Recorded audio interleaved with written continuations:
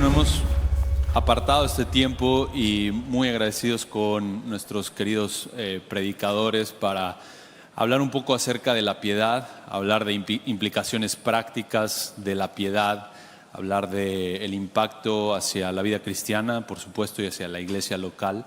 Y bueno, gracias hermanos, no solamente por bendecirnos con cada sermón, sino también bendecirnos con este tiempo juntos. ¿Y por qué no comenzamos con una palabra de oración, Pastor Josías, si pudieras dirigirnos? Y comenzamos con el panel. Padre Santo, te damos gracias por la bendición de tener tu palabra en nuestras manos y oramos mientras hablamos este tema, que tú nos ayudes a pensar en versículos y verdades bíblicas que puedan servir a nuestros hermanos para edificarlos y glorificarte, Señor. Danos sabiduría, danos humildad para apuntar a Cristo en todo. En su nombre oramos. Amén. Y bueno, comenzar hablando un poco acerca de las disciplinas espirituales. Ustedes lo han mencionado, vivimos en un mundo que prioriza las emociones por encima de todo. El sentimiento está por encima de todo y parece que la disciplina es lo menos apreciado. Tal vez comenzar hablando de cuáles son las disciplinas espirituales y cuál es la relación que estas disciplinas espirituales tienen con la piedad. Y quien quiera puede comenzar.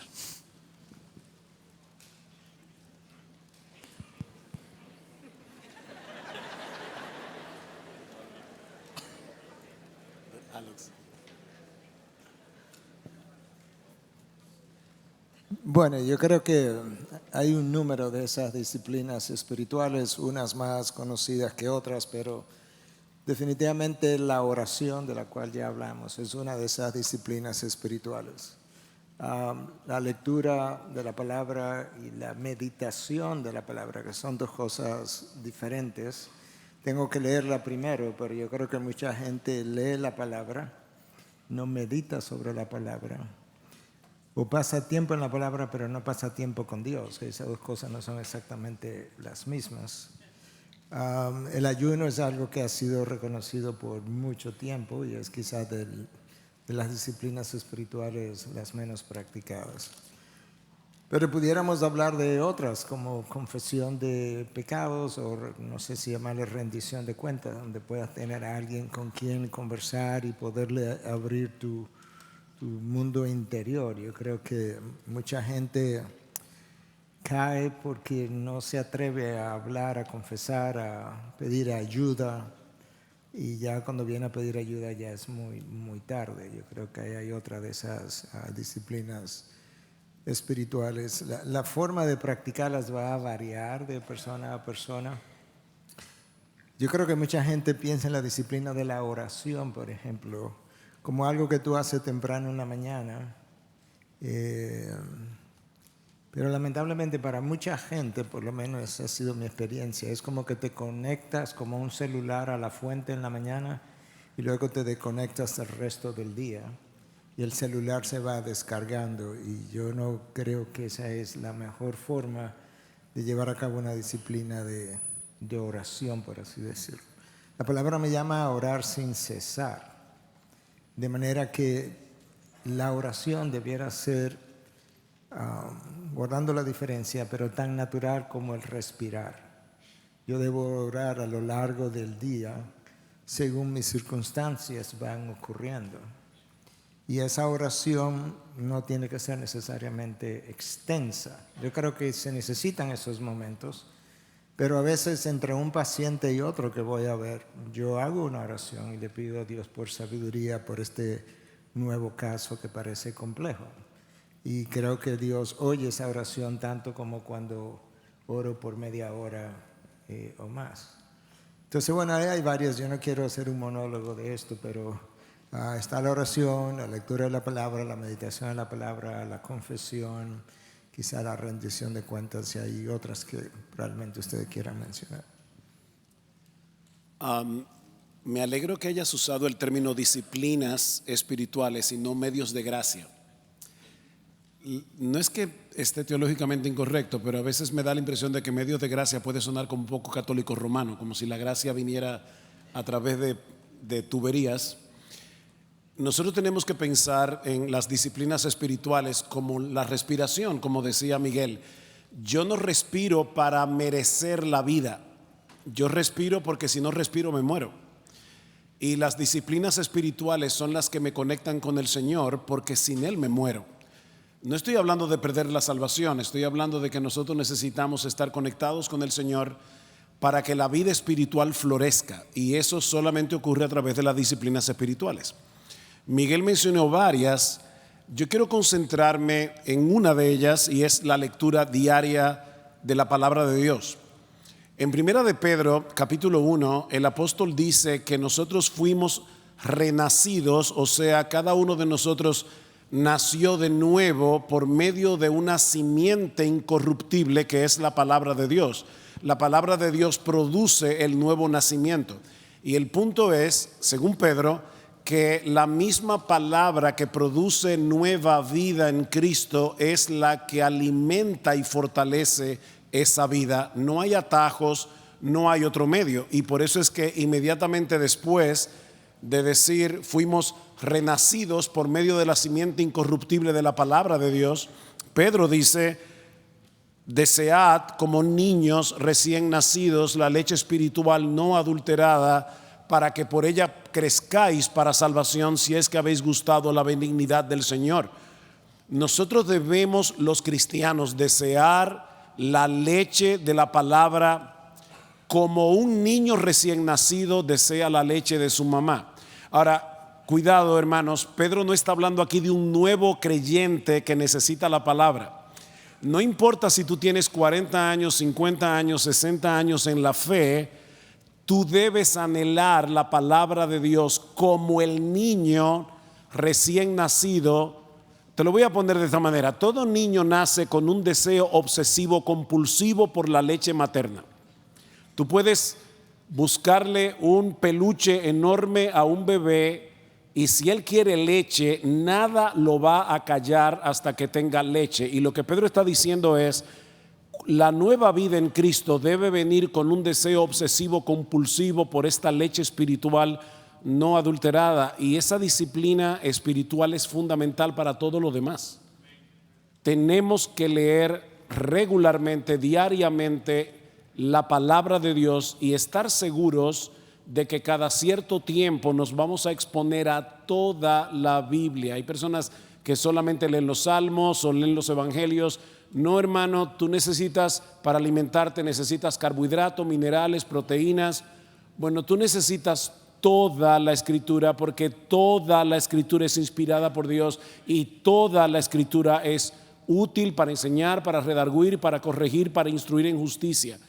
No necesariamente quiere decir que tengas que leer toda la Biblia en un año, pero debes estar seguro de que cada cierto tiempo te estás exponiendo a toda la palabra de Dios, y esa disciplina espiritual es fundamental. Dos cosas en cuanto a eso. Estoy totalmente de acuerdo con Sugel. Nosotros todos amamos la predicación expositiva secuencial. ¿Por qué no hacemos lo mismo en nuestro tiempo devocional?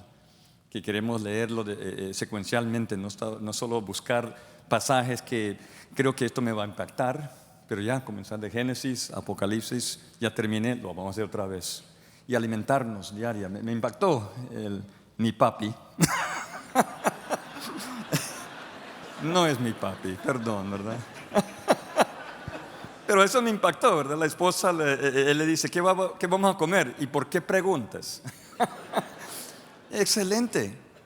No tenemos que preguntar, solo leer y alimentarse de eso. Y otra disciplina que en un sentido va con rendir de cuentas: la comunión. La comunión es vital. Es vital. Yo me muero sin comunión. Cuando estaba la pandemia, ¿verdad? Era algo que faltaba ese conecte con las personas y todo. Y realmente habían iglesias que después de 3 años todavía no se habían abierto. Yo digo, ¿cómo? Necesitamos esa comunión. Y no solamente necesitamos esa comunión, mire esto. Yo creo que como padres debemos de enseñar a nuestros hijos la importancia de la iglesia. Y no solamente la importancia, pero amar la iglesia. Y que la iglesia va a ser vital. Donde se van a mudar, donde se van a ubicarse, primeramente tienen que buscar esa comunión que le van a alimentar, que le va a dar ese conecte familiar para poder crecer en esa disciplina. Iba a comentar que obviamente hay ciertas disciplinas que a través de los años y los siglos han sido como disciplinas clave. Las que hemos mencionado, la meditación en la palabra, la oración, etc. Pero al final del día no podemos solamente enfocarnos en un par de cosas. O sea, Dios nos ha llamado a obedecer toda la Biblia. Por eso tenemos que leer toda la Biblia. Tenemos que ser hacedores de todo. Y sí, está bien concentrarnos en trabajar en particular en ciertas cosas, pero no es de que hoy yo cumplí con estas 5 disciplinas, entonces estoy bien. No, tenemos que ser hacedores de todo. Quizá un último comentario. Para mucha gente las disciplinas espirituales son difíciles de llevar a cabo. Pero aquellos de ustedes que estuvieron conmigo en el taller sobre el uso del tiempo, el problema comienza con que la mayoría de las personas no tienen una vida disciplinada, espiritual o no, la disciplina. Entonces, si mi vida diaria no está disciplinada y ahora yo tengo que encima de eso tener disciplinas espirituales, me va a ser doblemente difícil. Pero al mismo tiempo la mayoría de las personas que saben que no tienen una vida disciplinada no están usando bien el tiempo o no están llevando a cabo las disciplinas espirituales, tampoco hacen nada para arreglar ese problema. Y por eso yo comencé mi taller ayer diciendo a la audiencia, ¿por qué están aquí? Porque aquellos de ustedes quizá que se rieron ahora estuvieron ahí. O sea, el taller se llamaba El tiempo y la piedad. ¿Por qué están aquí? Y le pregunté a varios y la idea era porque reconocían que tengo un problema con el manejo del tiempo. Bueno, pero la próxima pregunta será, ¿y qué has hecho? Porque ese es el problema del paciente diabético, que él sabe que tiene su azúcar alta, pero él sigue comiendo lo que no debe. Y del paciente obeso, que sabe que tiene que rebajar, pero él sigue sin mantener una dieta. O sea, nosotros necesitamos, cuando reconocemos el problema, nosotros necesitamos tomar una decisión para corregir el problema. Y en este caso, para cristianos debiera ser más fácil porque Dios nos dio la tercera persona de la Trinidad para que more en nosotros y discipline nuestra vida. Él simplemente quería como agregar eso. Quizás podemos añadir la palabra perseverancia, que está incluida en eso de la disciplina. Hechos 2:42, y perseveraban en estas áreas: la palabra, la doctrina, la oración, el compañerismo y en la Santa Cena. El enfoque es en la perseverancia. Y esto de la perseverancia es muy importante porque incluye perseverar en las aflicciones que nos vienen. Si no estamos acostumbrados a eso, vivimos en un mundo muy difícil, lleno de aflicciones, tribulaciones, y todo lo que vive en este mundo tiene que perseverar o muere. Si no vence, muere.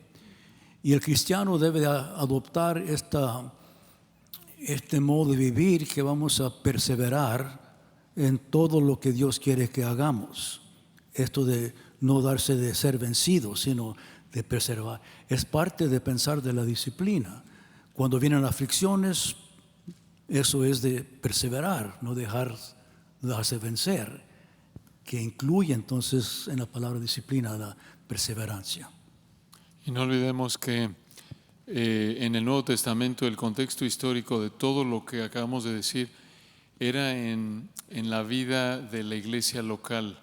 Siempre el Nuevo Testamento da por sentado que un cristiano, todas estas disciplinas se llevan a cabo en el contexto de la iglesia local. No existían en el Nuevo Testamento cristianos como hoy día ahí relegados en algún rincón. Todo esto es en el contexto de los unos a los otros. Había normalmente una iglesia por ciudad. Recuerdan las cartas ahí en Apocalipsis a las 7 iglesias. La iglesia en Éfeso, no la primera iglesia bautista, la segunda iglesia bautista de Éfeso y la evangélica libre de Éfeso, era una, y te tenías que aguantar y practicar ahí los unos a los otros. Y recordar también que en esa época no tenían el privilegio de tener acceso a una Biblia o 2, 3 en formato digital o impreso. Y cuando Pablo dice la palabra de Cristo mora en abundancia en vosotros, era hacer un esfuerzo constante, deliberado, de estar recordando lo que aprendían cuando se les leía, les explicaban la Escritura, cuando se congregaban, lo cual era otro gancho, por así decirlo, para que estuvieran congregándose, porque no tenían Biblia en su casa. No era como nosotros que, bueno, voy a leer la Biblia al rato, lo oigo en el carro, lo que sea. Entonces, es un factor esencial recordar esto, que no podemos, aunque seamos muy disciplinados en términos personales, no podemos vivir la vida cristiana de manera aislada. Tenemos que practicar los unos a los otros, el ministerio del Espíritu a través de otros. Como dice el hermano MacArthur, Cristo viene a mí a través de todos ustedes, en la persona del Espíritu, en el don espiritual que da cada cristiano. Entonces, todo esto que estamos hablando se da por sentado que tiene que ser en la vida de un cristiano integrado, inmerso en la vida de una iglesia local. De otra manera, no vamos a poder crecer espiritualmente como Dios manda. Sí, pensaba que podríamos ir ahora hablando un poco de, tal vez no de cada disciplina, pero alguna de ellas, algunos aspectos prácticos de ella. Pero antes de entrar a ese punto, hablaban hace un momento de, ok, el Señor me llama a orar, el Señor me llama a disciplinarme en la lectura, en el ayuno, congregarme. ¿Cómo hago? ¿Cuál es un consejo para lidiar cuando no tengo el deseo de hacerlo? ¿Aún así tengo que hacerlo o me convierto en un legalista si es que de todos modos lo hago? Hablemos, por ejemplo, de la oración. El Señor me llama a que ore y no tengo el deseo de hacerlo. ¿Cómo puedo lidiar contra ese deseo? ¿Y cómo debo de entender esa ausencia de deseo de orar, ¿no?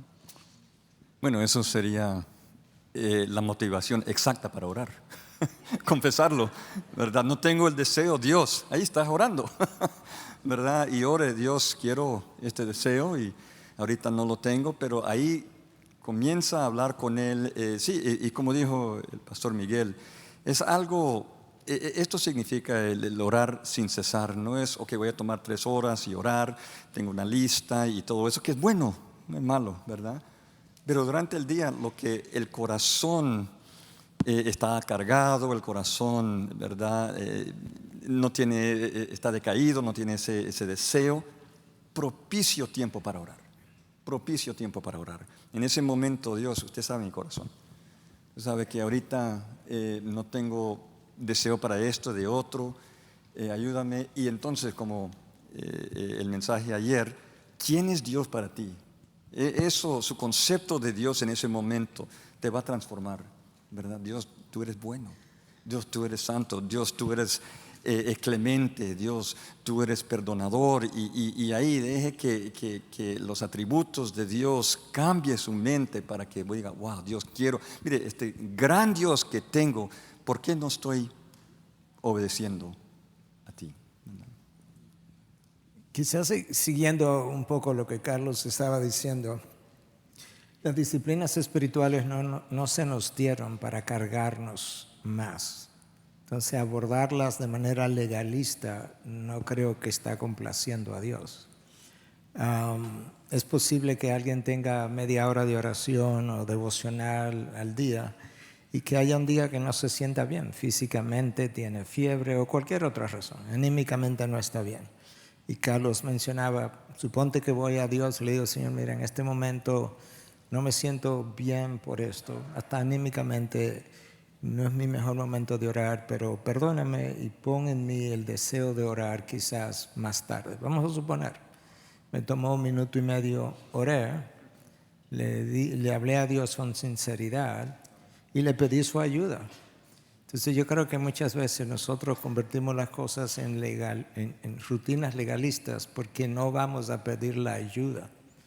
Una de las cosas que a mí más me gusta hacer es confesarme, que ahorita no hablamos de la confesión de unos a otros, pero confesarme con Dios para mí es una disciplina. Yo creo que me confieso con Dios todos los días, porque no creo que ninguno de nosotros vive un día sin pecar. El pecado no es simplemente algo que yo hago, es algo que yo soy. Entonces yo creo que casi todos los días al final del día yo comienzo por ahí, Señor, perdóname por las cosas que sean. Quizá hay cosas que recuerdo y otras que no estoy recordando, pero sé que no he vivido el día perfectamente. Pero no lo hago dándome latigazos tampoco. Por eso Cristo fue a la cruz y murió por mis pecados. Si voy donde el Señor y le digo, Señor, mira, en el día de hoy he sido sumamente orgulloso, el Señor no va a decir, no me diga, yo no me había percatado, wow. El Señor lo más probable es que me diga, me alegro que vengas, lo vi ilustrándolo, ¿verdad? Me alegro que vengas, lo vi todo el día, estaba esperando a ver si iba a venir, pero has venido al sitio correcto, porque has venido al único lugar donde tú puedes encontrar ayuda.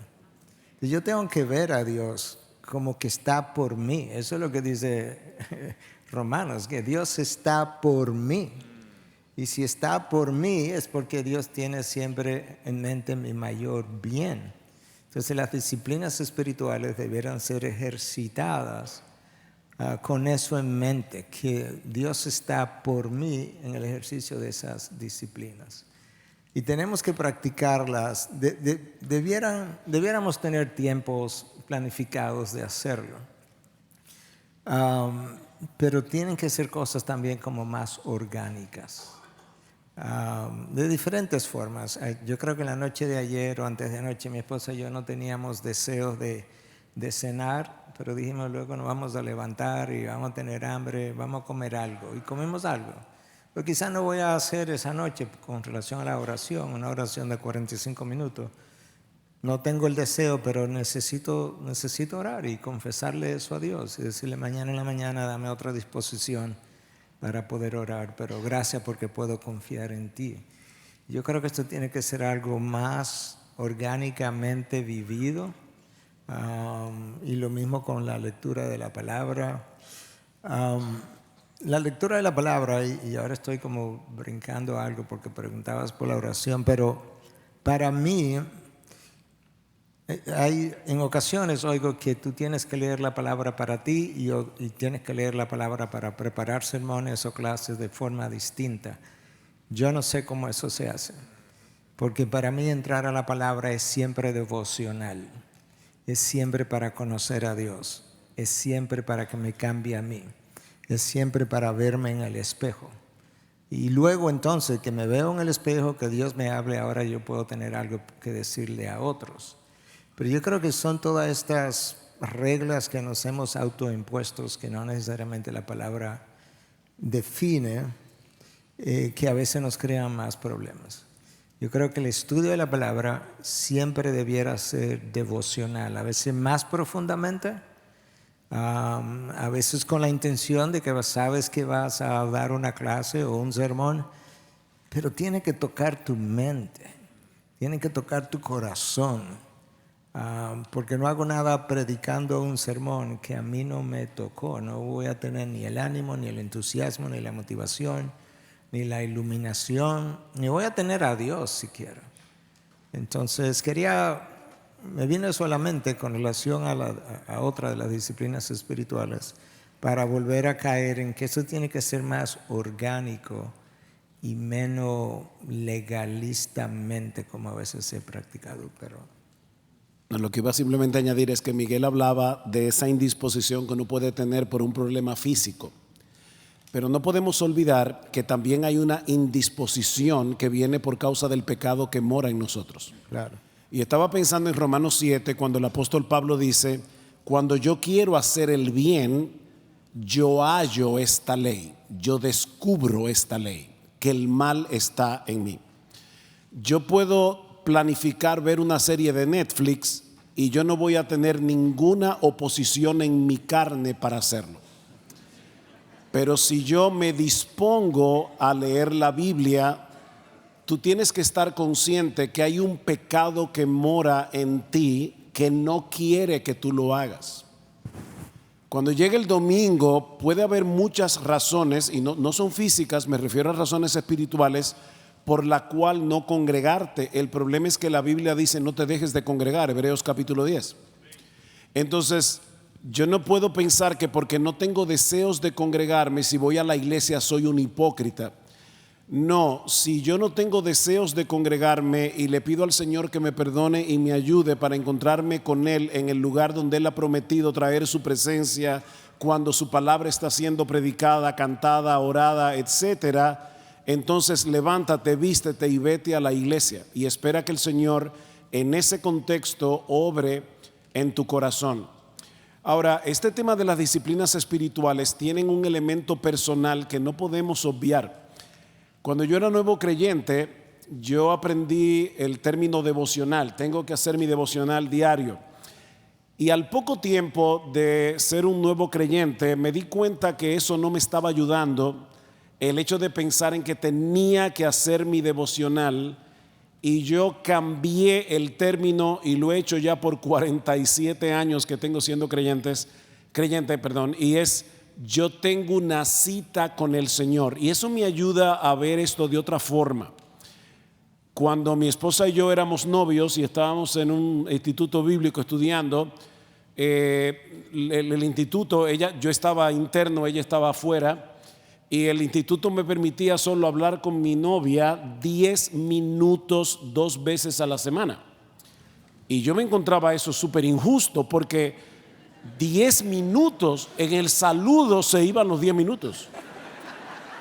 El punto es este: por el interés que yo tenía por ella, 10 minutos me parecía muy poco. Si alguien me decía tienes que hablar con tu novia por 1 hora, yo le voy a decir amén, qué bueno, porque yo quiero hablar con ella. En la misma medida en que cultivamos una relación personal deleitosa con el Señor, la disciplina espiritual va a ser más orgánica, porque es que yo necesito oír su voz, yo necesito hablarle, yo necesito derramar mi corazón, más aún cuando estoy en uno de esos momentos de aridez, donde estoy como el salmista que dice, como el ciervo brama por las corrientes de las aguas. Ese salmo suena muy bonito, pero lo que está describiendo no es nada bonito. Es un creyente que está seco y está diciendo, yo me siento seco, como el ciervo brama por las corrientes de las aguas, así clama por ti, oh Dios, el alma mía. Mi alma tiene sed de Dios, pero tiene sed porque yo me siento árido. Él dice, estoy en tierra seca y árida donde no hay agua. Entonces, mi hermano, díselo al Señor. Él te conoce, Él te entiende, pero pídele tiempos mejores. Pídele tiempos mejores. Señor, por favor, pon pasión en mi corazón por ti, porque en este momento no lo percibo. No lo percibo. Pero voy a ir a tu palabra, porque es allí. Yo siempre pienso en la Biblia como el parque en el que yo me encuentro con Jesús. O sea, es el parque, ahí yo voy y me encuentro con Jesús. No es simplemente para, ya leí mi Biblia, check, ya oré, check, ya. No, esa es la forma legalista de leer la Biblia. No, Señor, me quiero encontrar contigo. Honestamente, no tengo ningún deseo de leer la Biblia, no tengo ningún deseo de orar, y no es porque estoy enfermo, es porque no quiero, es porque mi carne se opone. Pero yo sé que es cerca de ti que mi corazón va a comenzar a arder. Así que en vez de alejarme de ti y pasarme 2 horas viendo reels en Netflix, en Instagram y todo eso, yo creo que John Piper tiene razón cuando dijo que él cree que Dios en su soberanía permitió que Steve Jobs inventara los iPhones para demostrar que sí tenemos tiempo para leer la Biblia y orar. Porque, hermanos, ¿cuántas horas pasamos con el aparatico? Los teléfonos inteligentes no nos hacen más inteligentes. Cuidado, la palabra de Dios te va a dar la sabiduría que tú necesitas y te va a acercar al Señor.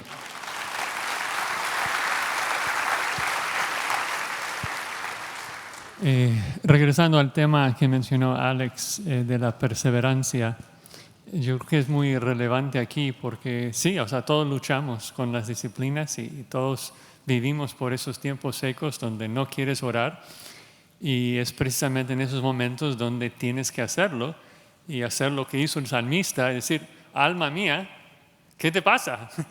Alma mía, ¿por qué te abates? Dios es bueno y tenemos que predicarnos a nosotros mismos. Y lo otro es de que a veces pensamos de que si no podemos hacer una disciplina de manera perfecta, entonces no podemos comenzarlo. Y eso es un gran pecado, un gran error. Sí es cierto de que es pecado orar sin gozo, porque debo gozarme en que estoy orando al Señor. Pero es un pecado mayor no orar. Entonces voy a orar hasta que Dios conteste mi oración y me da gozo. Lo mismo en la palabra. A veces estamos leyendo la Biblia y no sentimos nada. Y tenemos que implorar que el Señor nos dé ese gozo y que nos ayude a hacerlo para su gloria y disfrutarlo. Porque no queremos hacerlo de manera legalista, queremos hacerlo con gozo, pero si el gozo no viene, seguimos luchando, ¿no? Y yo creo que parte de eso es de que ha sido enseñado entre muchas iglesias de que todos los pecados son iguales. Santiago 2 habla de que cualquier pecado nos condena al infierno. Entonces la gente piensa, bueno, ya que codiciar una mujer en mi mente es fornicación, es igual que fornicar en mi cuerpo, pero no es igual. Es un pecado mayor fornicar con tu cuerpo. Entonces, lo mismo aplica en esas disciplinas, de que obviamente tienes que arrepentirte perfectamente. Dios lo demanda, pero si no lo haces, es importante hacer tu mayor esfuerzo, ¿no? Creo que lo mismo aplica con esas disciplinas, de que obviamente no voy a practicarlas perfectamente, pero tengo que esforzarme por hacerlos lo mejor que puedo. Y perdón, volviendo otra vez al tema de la comunión unos con otros, no es simplemente que vayas delante del Señor y le digas abiertamente, Señor, no tengo deseos, por favor ayúdame. Es que si tú ves que estás en un período de aridez, busca creyentes en tu iglesia y dile, por favor, ora por mí. Yo quiero que me ayudes orando por esto. De hecho, yo tengo la convicción, y estoy aquí con un grupo de predicadores, pero yo tengo la convicción de que predicar es un acto de adoración. Y por lo tanto, cuando yo estoy predicando y yo no percibo en mi alma esa pasión y ese calor de hablar de la gloria de Cristo, yo me preocupo. Y recuerdo que hace unos meses atrás prediqué un domingo y me sentí muy seco en el púlpito. Al otro domingo me pasó lo mismo. Y yo vine delante de mis pastores y les dije, yo necesito que ustedes oren por mí. Yo quiero poder examinarme a mí mismo, pero también necesito que ustedes, que son mis pastores, me pastoreen, porque algo está pasando en mi corazón y no sé lo que es, no puedo identificarlo. Pero búscate otro creyente que ore contigo y aun que te dé tal vez tips de cosas que él está haciendo que te puedan ayudar. ¿Cómo tú lo haces? Ayúdame, dime. Porque para eso es que está la iglesia. Como decía Luis, el cristianismo no se hizo para que tú lo hagas todo aislado, tú solito. La comunión con los santos es vital aquí. Quizás también en la palabra disciplina se incluye esto del hábito se convierte lo que es necesario para la piedad, se convierte en hábitos. Daniel, por ejemplo, el hábito de orar 3 veces al día. Cuando pasaron la ley que no iba a orar, dice el texto que era su hábito y oró. Lucas 4, era el hábito de Jesucristo ir a la sinagoga el día sábado, era su hábito. Para que la disciplina entonces sea algo normal, algo que nos gusta, tiene que hacerse un hábito, un hábito. El hábito es el aceite y la grasa en nuestras vidas que lo hace más fácil, más sencillo, con menos dificultad, algo que nos gusta. La clave es cómo se va a hacer un hábito. Se hace un hábito cuando primeramente reconocemos lo que es importante en la vida y anotamos las prioridades en nuestras vidas. Cada uno de nosotros somos diferentes, somos individuales. Mis prioridades no son las de usted, son personales. Lo que yo deseo en mi vida, lo que necesito, que son importantes para mí, hago esa lista. Y luego, segundo, las pongo en la práctica cada día, cada semana, cada mes. Y las hago hasta que se hagan un hábito. Ahora es un hábito. Y estas cosas son de suma importancia. Voy a hacer lo que me gusta, lo que tengo ganas de hacer. La palabra ganas es una palabra latina, pero enfoca lo que yo deseo, lo que me gusta. Van a ser mis prioridades, lo que es necesario. Y las hago hasta que se hace un hábito. Y el hábito es lo que me hace hacer cuando no lo quiero hacer, porque ya estoy acostumbrado a levantarme a cierta hora, a ir a correr a cierta hora, a comer a cierto tiempo, a leer a cierto tiempo, a orar a cierto tiempo. Y eso es un hábito, es parte de la vida que tengo. Y esas prioridades son las de nosotros. Ahora, el problema es que todos los demás quieren mi tiempo, me la quieren robar. Pero si ya lo tengo como hábito, entonces ahí puedo yo reducir lo que no quiero hacer. No puedo. Decimos no, ya estamos una vida de disciplina. Y así es, todos nosotros somos personas de hábitos, buenos o malos. A cierto punto, a fulano de tal, aquí se nos duerme. Y cada persona es diferente. Se habló de la disciplina de John Wesley, que se levantaba a las 5 de la mañana a estudiar y orar. Y eso se les explicó a los hermanos. Y este fulano, este estudiante, hizo lo mismo. A las 5 de la mañana se levantaba para orar y leer, etc. Trabajaba todo el santo día hasta la tarde. Después de unas 2-3 semanas estaba totalmente fatigado, gastado. No le dijeron que a las 2 de la tarde Wesley dormía por 3 horas. ¿Qué es eso?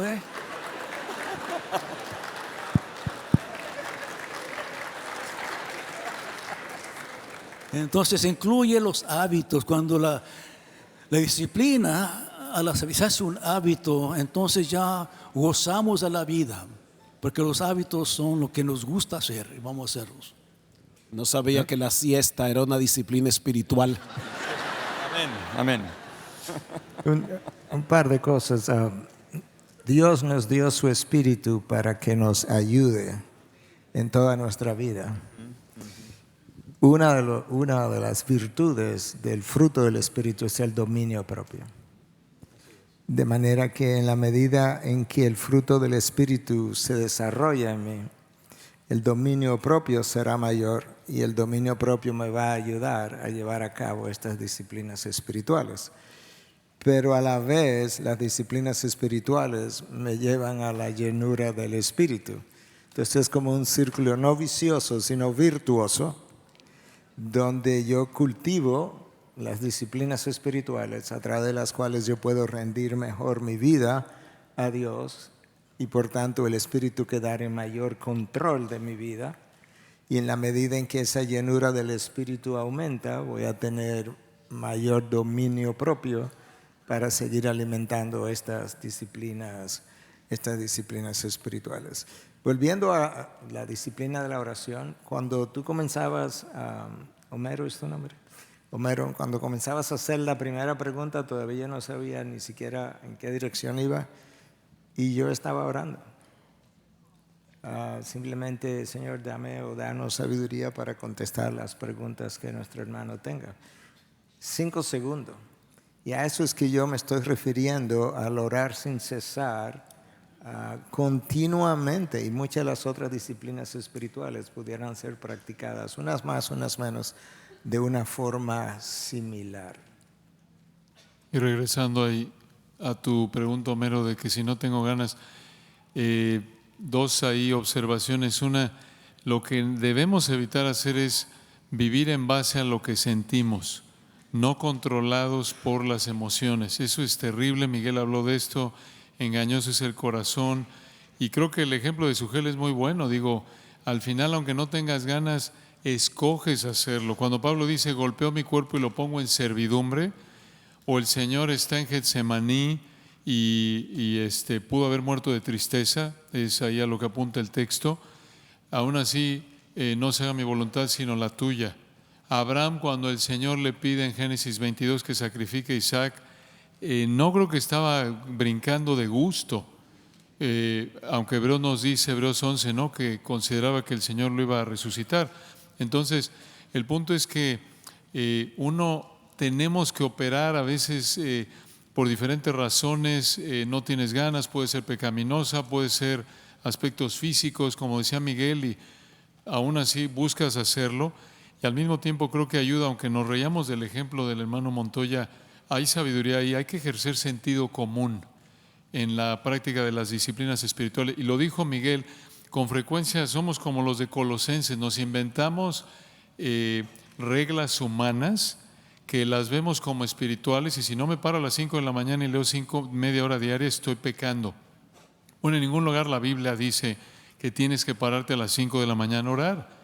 Dice que la palabra tiene que controlarte. Entonces, hay una sugerencia de aplicaciones, ejercer sentido común. Hay diferentes etapas en la vida.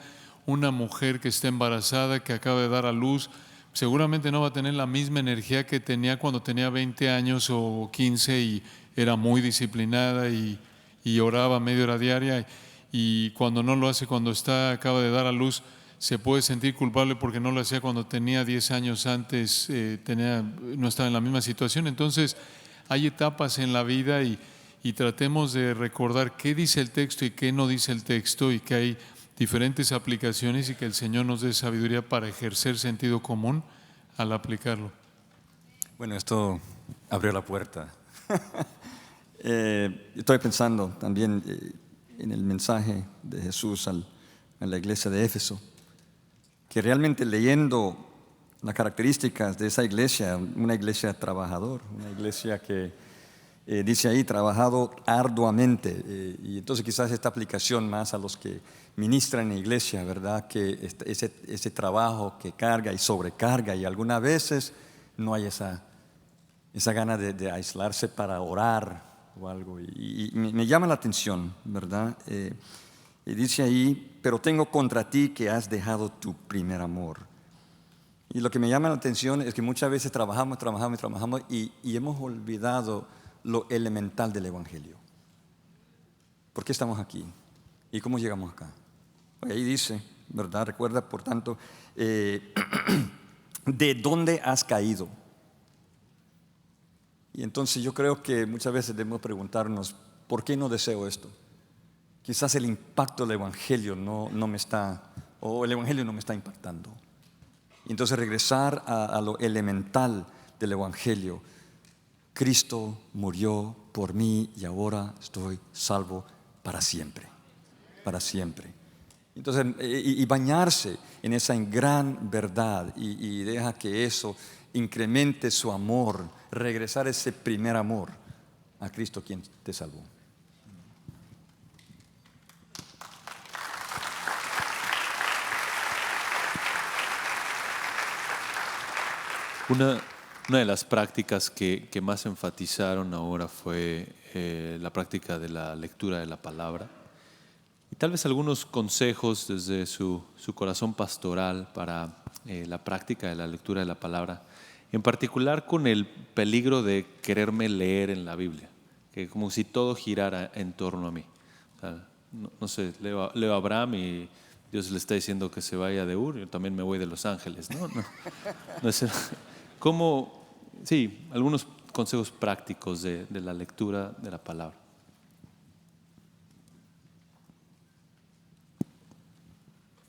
Bueno, como te dije, que para mí me ha funcionado muy bien el hecho de leer la Biblia secuencialmente.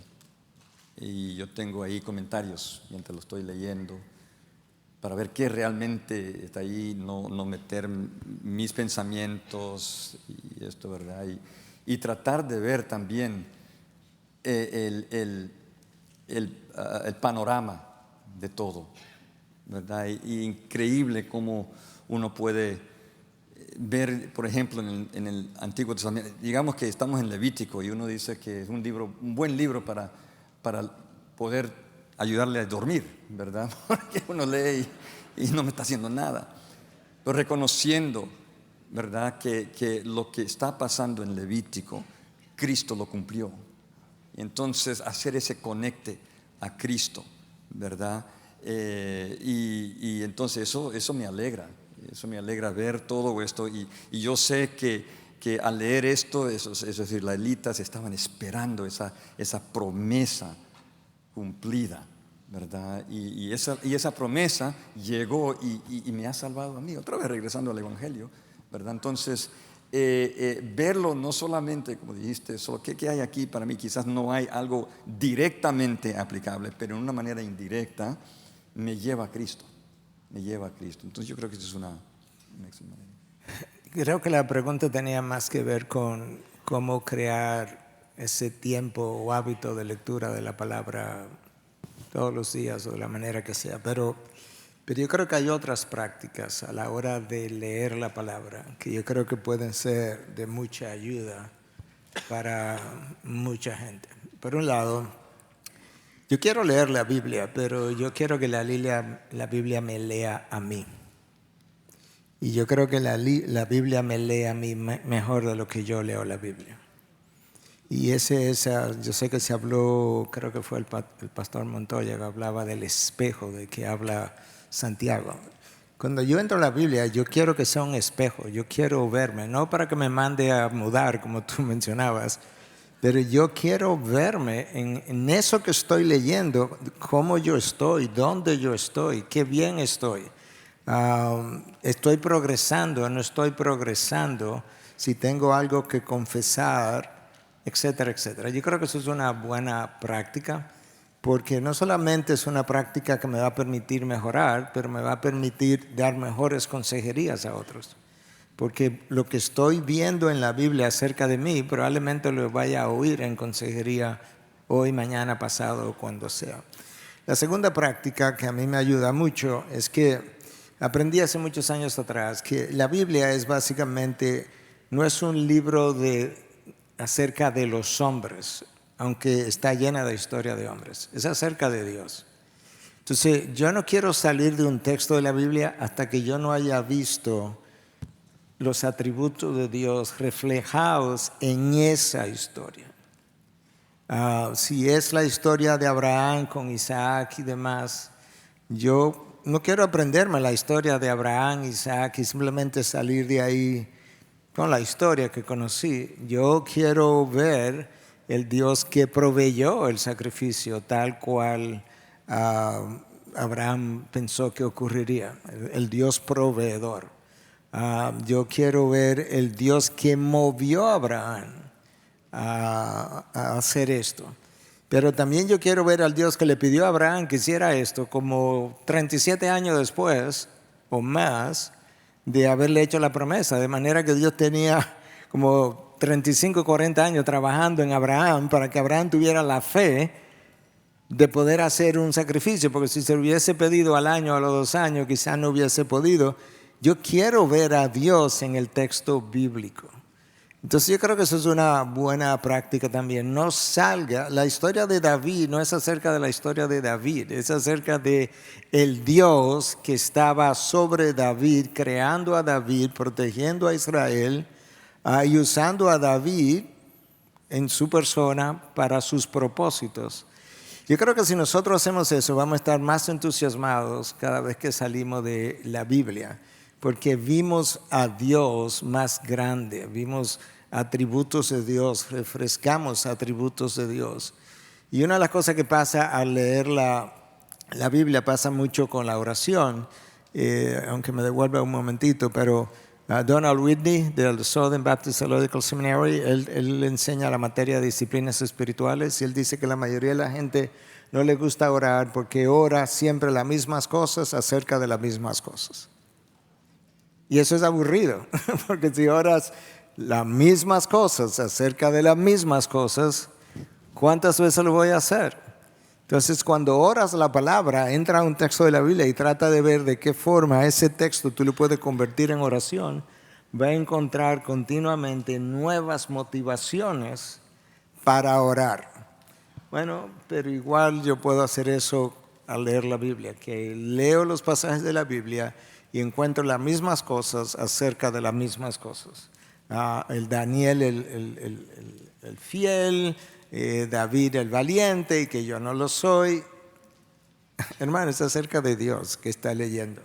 Y es la historia de Dios vista a través de la historia de hombres con los que Dios quiso relacionarse para darse a conocer Él. Y yo creo que eso para mí ha sido muy iluminador. El hermano Montoya habló de formar hábitos y eso es sumamente importante. Yo creo que algo bueno puede ser el hecho de que busques un lugar en tu casa donde puedas estar tranquilo y hazlo tu lugar de encuentro con el Señor. Y tal vez tener tu Biblia ahí, el hecho de tener un plan de lectura ayuda porque no es lo mismo levantarse por la mañana y comenzar a pensar, ¿y ahora qué leo? Yo tengo un plan de lectura, no necesariamente que todo el mundo tiene que seguirlo, pero es un plan de lectura que lo he seguido por años y yo cada día que me levanto ya yo sé qué me corresponde leer. Y Dios me habla a través de su palabra. Entonces, en ese sentido, te aconsejaría que planifiques ese tiempo, o sea, no trates de encontrar en el día un momento para leer la Biblia y orar, porque probablemente no lo vas a encontrar. Fabrica el tiempo. Yo voy a hacerlo a esta hora, voy a encontrarme con el Señor en este lugar, aquí voy a tener los implementos, si un himnario, si mi Biblia, etc. Pero lo otro que iba a decir era que no sé cuántos pueden estar aquí que son nuevos creyentes. Y uno tiene que tener paciencia en la medida en que uno lee la Biblia y lee la Biblia y lee la Biblia y entonces uno va haciendo conexiones que van a hacer de la Biblia un libro más apasionante y te van a mostrar más claramente la persona del Señor. A veces uno escucha a un predicador y dice, wow, eso es lo que me frustra, es que yo leí ese pasaje yo no sé cuántas veces y yo no lo vi. Pero no te olvides que ese pastor tiene años leyendo la Biblia, se pasa la semana preparando un sermón. Sigue leyendo tu Biblia, tente paciencia, que a medida que leas la Biblia vas a entender mejor la Biblia, porque el mejor comentario de la Biblia es la Biblia. Por ejemplo, Miguel hablaba ahora de, o no sé si fue Carlos, perdón, que hablaba del tema de encontrarnos con el Señor. Te toca leer, como en estos días que me tocó leer en mi devocional, el final de Jueces. Esa es una de las historias más horribles que hay en las Escrituras. Agarran a la concubina del levita, la viola todo un pueblo, la matan y él la corta en 12 pedazos y manda un pedazo a la tribu de Israel. La pregunta es, ¿y dónde está Cristo en ese pasaje?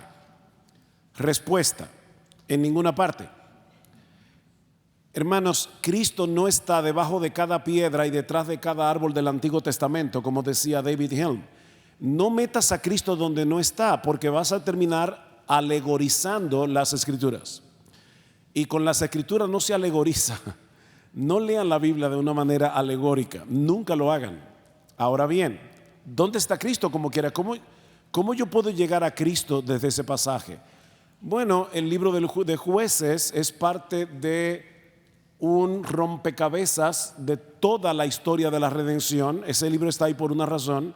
Una de ellas es prepararme para la monarquía, porque el libro de Jueces dice: en aquellos días no había rey en Israel, cada cual hacía lo que bien le parecía.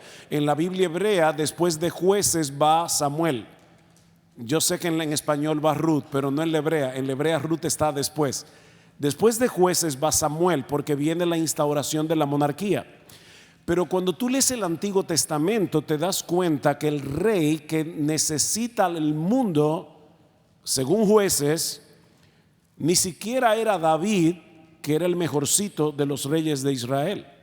¿Cuál es el rey de Israel que la nación necesitaba y que el mundo necesitaba? Ese rey se llama Jesús. Entonces, en una forma correcta yo puedo conectar ese texto con Jesús. Yo no estoy tratando de meter a Jesús en la historia, pero ese texto me está diciendo: yo necesito un rey, y yo necesito un rey que gobierne mi corazón. Y ese rey no es David, ese rey no es Salomón, obviamente, no es Ezequías, no es Josías, ese rey es Jesús. Entonces, de esa manera yo puedo ir haciendo conexiones en la Biblia para poder decir: wow, qué glorioso que nosotros tenemos un rey como nuestro bendito Señor y Salvador Jesucristo. Ese es el rey que mi corazón necesita y es el rey que el mundo necesita. Es una forma de leer la palabra, conectando con Cristo. Pero cuidado, no hagan aterrizajes forzosos en el Calvario.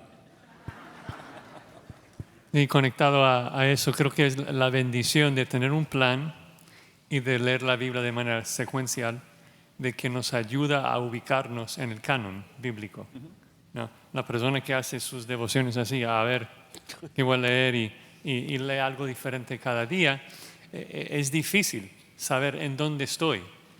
Mientras que si estoy leyendo un libro, ok, yo sé que ya estoy dentro del antiguo pacto aquí, y es un pacto condicional y estás viendo los argumentos. Aquí estoy en Proverbios, esas son comparaciones sabias. Esas no son promesas de Pablo de que Cristo va a volver. Eso es un proverbio que dice que el hijo sabio alegra a su padre. Y esto normalmente es cierto, si no hay otras condiciones. Pero a veces un hijo sabio tiene un padre necio, borracho, y no debe pensar: bueno, mi vida no trae ninguna alegría a mi padre, entonces es porque no soy sabio. No, es un proverbio. Entonces el hecho de tener un plan, de seguir el plan, yo creo que nos ayuda mucho a tener ese hábito y luego de poder ubicarnos en donde estamos en la Biblia. Y el otro, yo creo que lo que comentó Luis era muy sabio, de ejercer el sentido común, porque en cada etapa de la vida la forma que nos disciplinamos en la lectura creo que se luce un poquito diferente. Si eres soltero y no comienzas tu día a solas con el Señor, me pregunto por qué. ¿Qué otras cosas tienes que hacer? O sea, si tienes un hijo recién nacido, no, o sea, él te levanta y no, pues, déjame 15 minutos, voy a leer mi Biblia. No, o sea, tienes que atenderlo. Si tienes hijos adolescentes en la casa, tú tienes que formar esos hábitos en ellos cuando se levantan a la palabra. Entonces hay que ejercer alguna sabiduría para ver cómo ejecutar un plan de lectura, pero sí o sí debemos estar leyendo. También ahí se ayuda recordar, tenemos la inclinación que está bien siempre al llegar a la Biblia decir cómo lo puedo aplicar, que está bien. La escritura es útil para llevarnos a que seamos enteramente preparados para toda buena obra, pero primero tenemos que entender el significado correcto.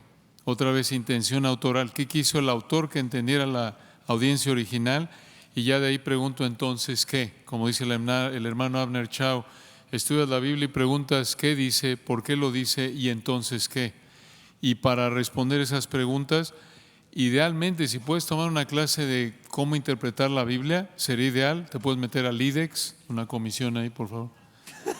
Instituto de Expositores o en tu iglesia, seguramente Integridad y Sabiduría tiene por ahí una clase de hermenéutica de cómo estudiar la Biblia y hacer ahí, seguir los pasos, ¿no?, de estudio bíblico y hacerlo poco a poquito conforme puedas.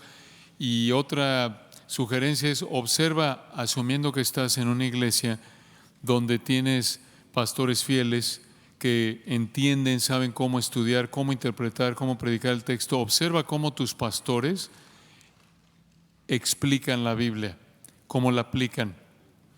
Y conforme estás, a lo mejor están predicando Romanos y tú en tu estudio personal estás leyendo Romanos.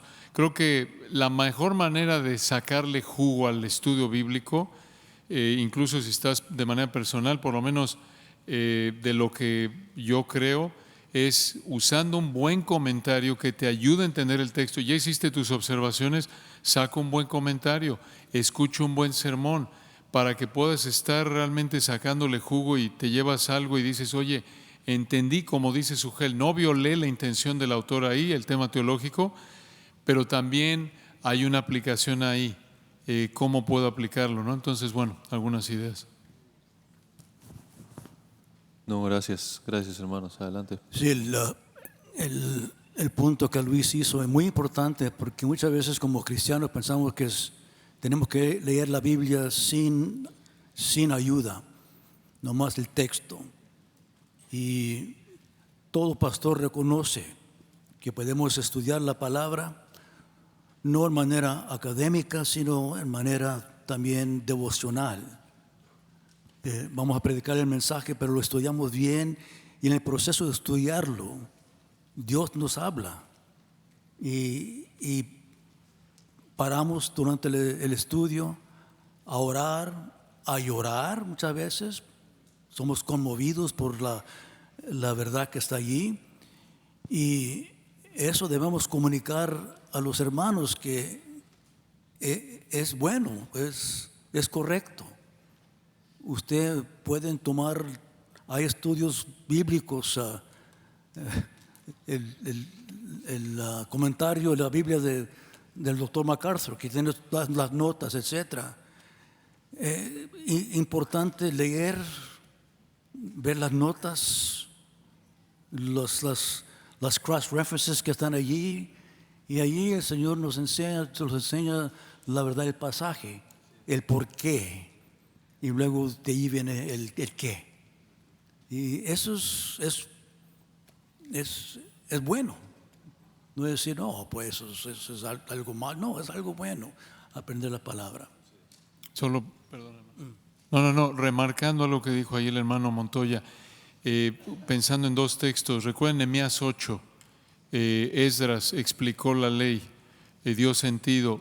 Hechos 8, el eunuco etíope y Felipe. Recordemos que la palabra de Dios fue escrita hace miles de años atrás, en un idioma diferente, en una cultura diferente, y por eso, remarcando lo que dice el hermano Montoya, necesitamos ayudas, buenos libros que nos ayuden a entenderla y verlo no como hombres que estás dependiendo de los hombres, no del Espíritu. Claro, el Espíritu te da la capacidad, pero también nos ha dado la facultad de razonar y a través de la facultad de razonar nos ayuda a entender y necesitamos por ello regresar al pasado para reconstruir, entender, y Dios usa a hombres que ha dotado, Efesios 4, 11, no solo vivos, sino ya algunos están en la gloria a través de sus libros, sus sermones, sus escritos. Entonces aprovechemos eso porque tenemos una necesidad, porque siendo honestos hermanos, la lectura es el primer paso, la observación del texto es el primer paso del proceso para entender correctamente el texto y luego ya preguntar cómo se aplica. Porque si pensamos que estudiar la Biblia es solo leerle ya, Señor, gracias, dame sabiduría, no vas a entenderla correctamente. Te lo podemos asegurar, y probablemente no la vas a aplicar correctamente. Por eso es muy importante ese punto, de nuevo, y no ponerlo así tipo católico aquí, solo los eruditos pueden entender la Biblia. No, cualquier creyente genuino puede, simplemente necesitas entender, saber ¿Cómo la estudio? ¿Qué herramientas uso para estudiar? ¿Qué estoy buscando? Lo que dijo Sugel es correcto, pero la verdad la mayoría de nosotros, aunque hayamos leído Jueces y Primero de Samuel por 10 años, no creo que hubiéramos llegado a esa conclusión, a menos de que alguien nos diga, no lo había visto. Pero ese es parte del ministerio del Espíritu a través de hombres dotados. Gracias, hermanos. Ahora tal vez moviéndonos un poco sí hemos hablado de las disciplinas espirituales como a nivel individual, pero han enfatizado ya varias veces el aspecto de la comunidad, de que no lo hacemos de manera aislada, sino en el contexto de una iglesia local. Ahora, háblenos de algunos consejos, o más bien, ¿cómo es que se ve un amigo piadoso? ¿Cómo ser un amigo piadoso? Y cómo buscar amigos piadosos para que en ese contexto de iglesia local nos ayuden a seguir creciendo a la piedad. Yo creo que en particular para pastores es muy, muy importante rodearnos de hombres que nos van a decir la verdad.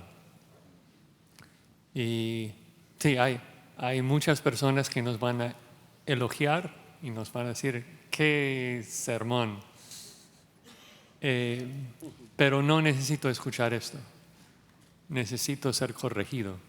Y un amigo fiel es el que me va a hacerme, ver mi pecado, mis errores, mis debilidades. Entonces, busca hombres que tengan la confianza de señalar cosas que debes de mejorar. Esos son tus mejores amigos.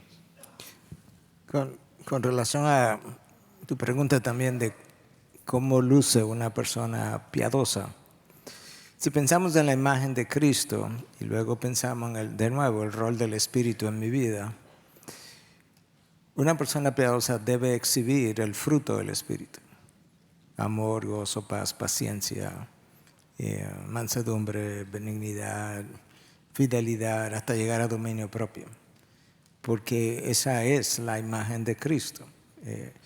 Por otro lado, Cristo dijo, aprended de mí que soy manso y humilde de corazón, y encontraréis paz para vuestras almas. Aquellos que estuvieron conmigo en el taller ayer, y hablamos de cómo la falta de paz y cómo mi preocupación y mi mente dividida y cómo todo eso me hace ineficiente en el manejo de mi tiempo. Decíamos que muchas veces parte del problema por qué vivo de esa manera es mi falta de humildad y mansedumbre, porque mi mente muchas veces está preocupada por lo que el otro va a decir, lo que respondí en este panel, lo que pude haber dicho pero no dije, y todo eso tiene que ver mucho con el orgullo. Entonces ahora esta noche no puedo dormir pensando en la corrección que me hicieron y pierdo sueño, y mañana estoy cansado, y es como una rueda, por así decirlo. Entonces una persona piadosa yo creo que luce como Cristo lució, guardando la diferencia. Obviamente es una persona mansa, es una persona humilde de corazón, es un siervo. No es simplemente que sirve, porque yo puedo servir y servir selectivamente a las personas que me caen bien, en los lugares donde más me pueden ver, en las ocasiones que a mí más me convienen. No, un siervo, una persona que es un siervo, sirve todo el tiempo, porque eso es lo que es. Lo otro es simplemente un acto que yo hago. Yo creo que Cristo no se le pasó la mano cuando dijo que Él es manso y humilde de corazón. En otras palabras, eso es lo que yo soy. Eso es lo que Cristo estaba diciendo. Eso no es simplemente lo que yo hago, eso es lo que yo soy. Entonces, de nuevo, volviendo al rol del Espíritu en mí. El rol del Espíritu en mí es convertirme en la imagen de Cristo. Y la imagen de Cristo luce como el fruto del Espíritu, que uno lo tendrá más desarrollado que otros. Pero esas son las cosas que yo debiera estar pidiendo, porque ese es el amigo piadoso que me puede ayudar, porque va a saber corregirme, pero al mismo tiempo va a saber entenderme, porque no tengo el grado de santificación que él sí tiene, después de que Dios haya trabajado en él 40 años, y yo tengo 40 horas en la fe cristiana. Entonces yo necesito ese amigo piadoso. Y yo creo que los púlpitos no han hecho tanto énfasis, en mi opinión, puedo ser corregido, en el desarrollo de la piedad, como estamos tratando de hacerlo en esta conferencia. Más bien hemos insistido mucho en el desarrollo de la doctrina. El problema es, como Pablo decía a los Corintios en el capítulo 8 de su primera carta, es que el conocimiento me envanece. Entonces he visto a muchos jóvenes envanecidos por el nuevo conocimiento que han ido adquiriendo, sobre todo cuando salen de iglesias de mala doctrina, de pobre enseñanza y encuentran como este tesoro de doctrina y se vuelven entonces sumamente orgullosos o arrogantes o no tienen paciencia con el otro, cuando Dios tuvo años de paciencia esperando que yo cambiara mi forma de pensar. Entonces yo creo que es vital que insistamos en eso, pero la mansedumbre tiene que ser exhibida desde el púlpito también. Porque Cristo nos dice en Lucas 6:40 que todo discípulo cuando es entrenado bien será igual que su maestro. Y no nos percatamos de que muchas veces estamos replicando en nuestros discípulos lo que nosotros somos. Porque yo puedo enseñar con palabras, pero yo soy más impactado cuando veo en acción la persona que dice que Él es lo que es. Puedo ver el Evangelio caminando, puedo ver el Evangelio hecho persona.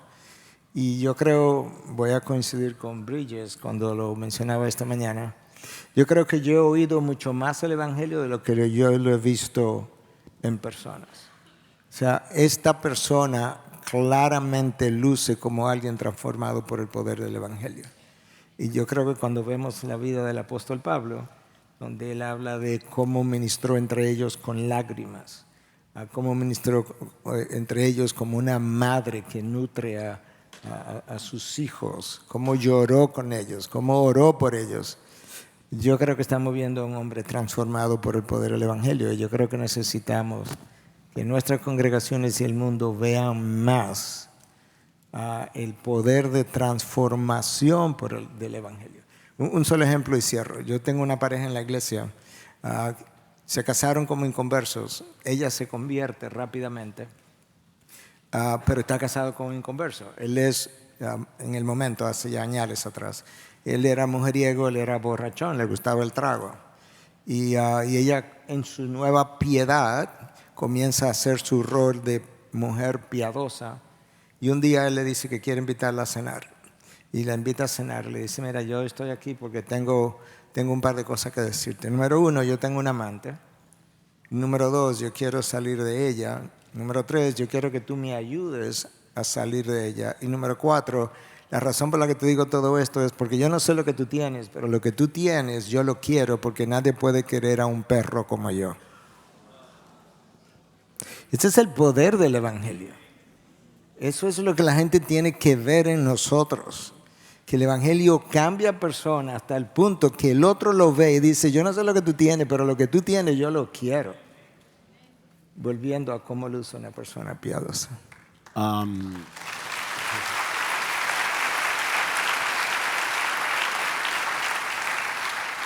Cuando hiciste la pregunta sobre cómo identificar amigos piadosos, algunos textos vinieron a mi mente, me gustaría compartirlos brevemente. Uno de ellos es Proverbios 18. La Reina Valera dice, su deseo busca el que se desvía. La Biblia de las Américas, si no recuerdo mal, dice, su propio deseo busca el que se aísla.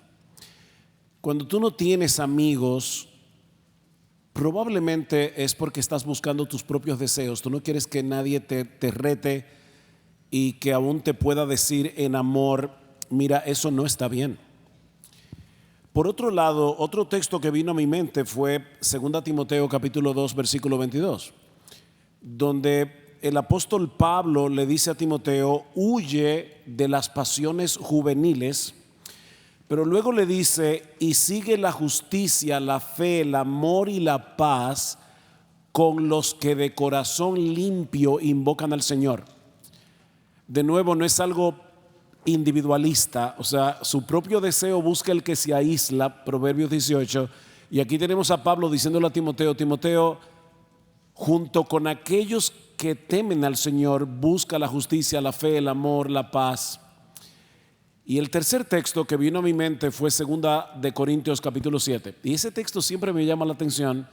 Pablo está relatando una situación difícil que tuvo en un momento dado en su ministerio, y de repente dice lo siguiente: porque de cierto cuando vinimos a Macedonia, esto es Pablo hablando, ningún reposo tuvo nuestro cuerpo, sino que en todo fuimos atribulados, de fuera conflictos, de dentro temores, pero Dios, que consuela a los humildes, creo que las Américas dice que consuela a los abatidos, nos consoló con la venida de Tito.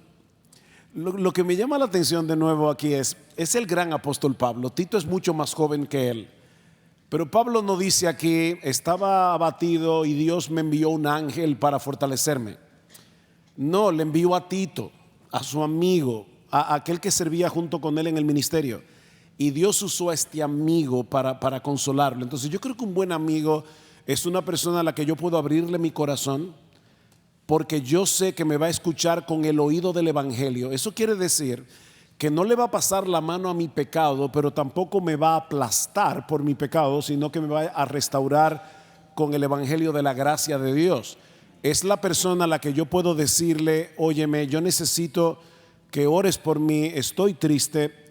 De hecho, voy a traer un ejemplo muy personal aquí. Tiene que ver con Miguel.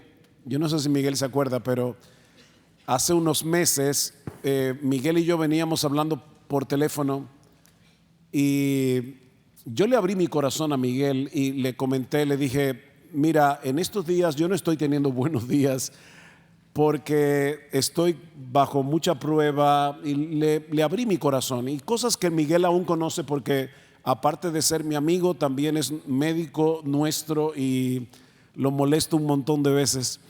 Pero bueno, el punto es que le comenté a Miguel, y yo no sé si te acuerdas, pero llegué al parqueo de mi casa y tú me dijiste, mira, ¿sabes qué? Voy a orar por ti, pero ¿por qué no oramos ahora mismo?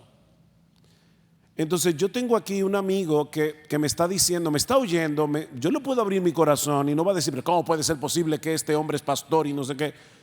Es que ese no es el punto aquí.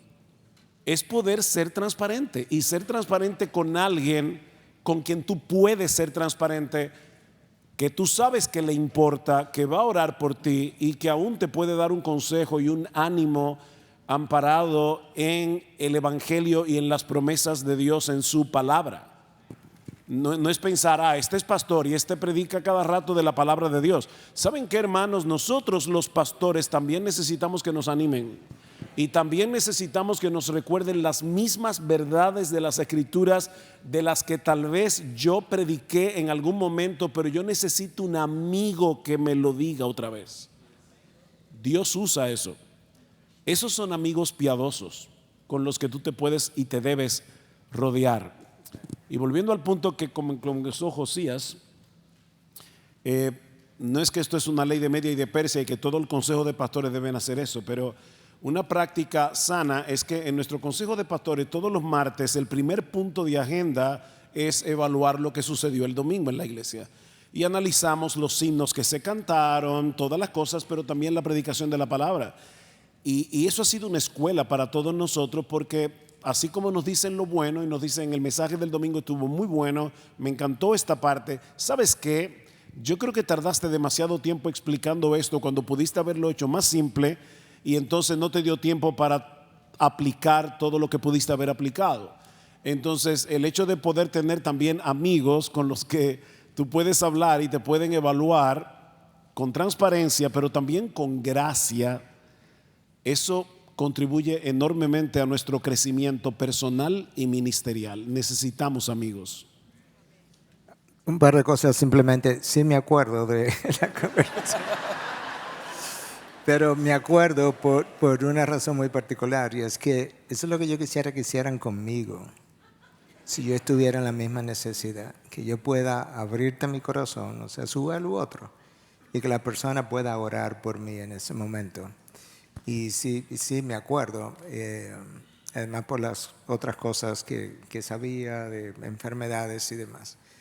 Pero apoyando algo que Suhel acaba de decir, nosotros los pastores somos ovejas. Y no hay nada que aquellas ovejas que están ahí necesiten que yo no necesite. Yo soy una oveja del gran pastor. Y si tú necesitas oración, yo también. Si tú necesitas estímulo, yo también.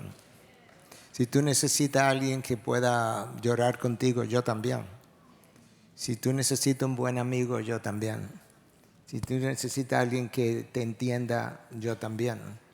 Si tú necesitas un consejero, yo también. Lo que va a variar básicamente es a veces frecuencias con las que vamos a necesitar ese tipo de cosas. Nosotros somos ovejas necesitadas del gran pastor. Esa es la realidad.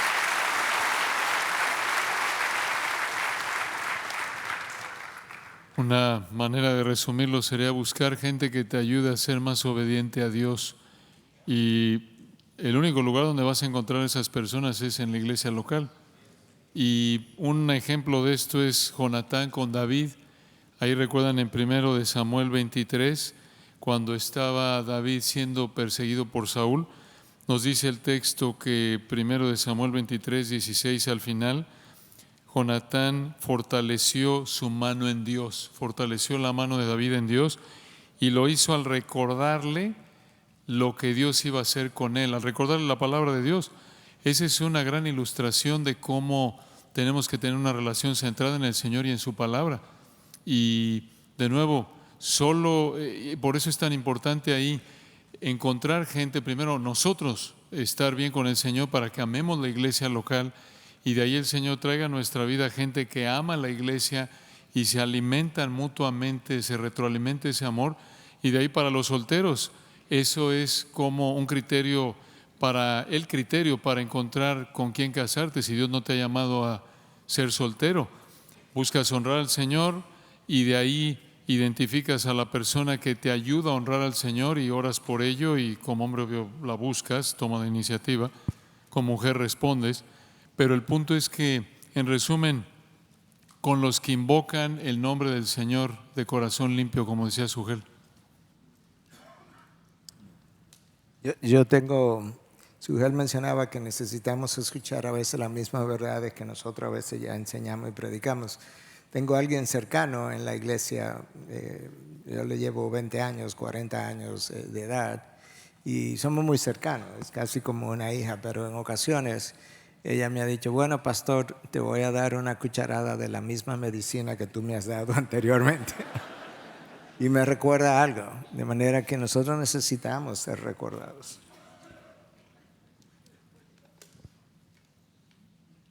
Gracias, queridos hermanos, por apartar este tiempo. Traigo un montón de más preguntas, pero ya se nos fue el tiempo. Gracias por animarnos con la palabra, por animarnos en este mismo tema de la piedad y agradecidos por ustedes, por su ministerio fiel. Y bueno, vamos a terminar esta sesión, tal vez igual con una palabra de oración, así como comenzamos.